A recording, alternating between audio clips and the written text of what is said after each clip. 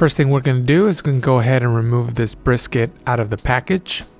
I'm not going to pretend that I'm a trimming expert by any means, but I know enough to get by.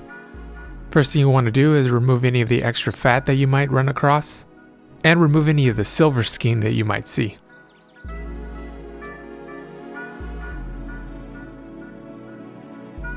I'm going to be sure to round off the brisket as best as I can. Now please note that I'm being extra aggressive with this trim, and you should not follow my steps unless you're planning what I'm going to do, which I'm going to take these extra trimmings, I'm going to grind them up and make burgers.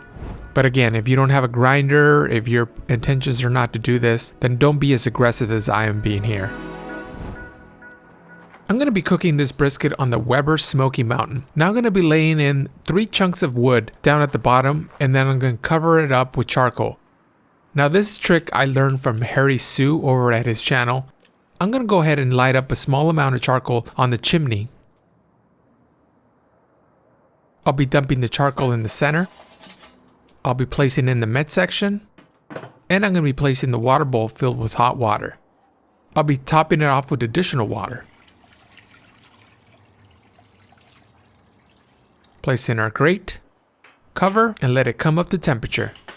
My bottom vents are all set to about quarter open. Now the target temperature that I'm trying to reach here is 225 to 275 degrees. But if I reach at 250 degrees, I'll be very happy. Now it's time to season our brisket. You can go very heavy on the seasoning. If you're wondering what kind of seasoning I'm using, I'll show you. Alright, I'm just joking. I'm using 1 part salt to 1 part pepper. This is the perfect salt and pepper ratio for brisket. I'll give it a quick shake and we're good to go. I'll make sure I cover all the sides of the brisket.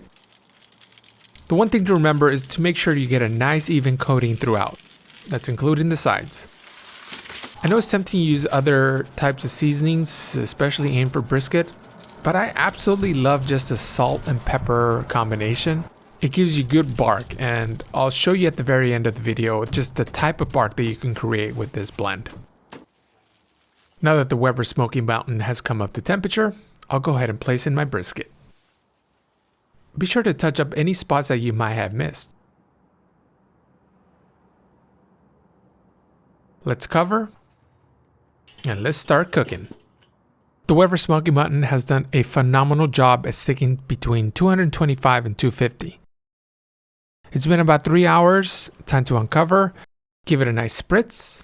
You'll want to do this around every hour or so moving forward, until the bark is set. While the camera was off, I went ahead and put a temperature probe on both the brisket and on the grate. Be sure to touch up any of the dry spots with your spritz.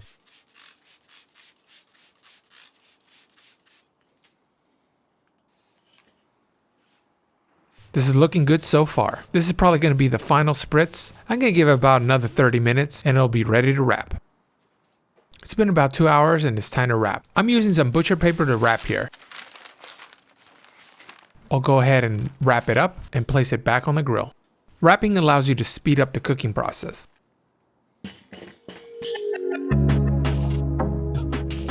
Ooh, good morning everybody. Time to check up on this brisket. I'm going to do a quick tenderness check by probing the meat. This brisket is probing nicely. Now let's remove. Once I remove it, I'm going to go ahead and let it vent out a little. This immediately stops the cooking process. But I'm really happy with the bark here. It's been about 13 hours of total cook time, and this brisket is perfect. And look at that jiggle. Jiggle, jiggle, jiggle. I know as tempting as it is to slice right into this brisket, do not do that. You gotta let it rest. Make sure to account for the resting time as part of your cook. Off camera, I wrapped in aluminum foil and let it rest for about 3 hours, and it's ready to slice. This smells so good, and I know it'll be totally worth the wait. And I'm really happy how the bark turned out. There's also a very minor smoke ring, as you can see. I'm gonna go ahead and slice off the brisket.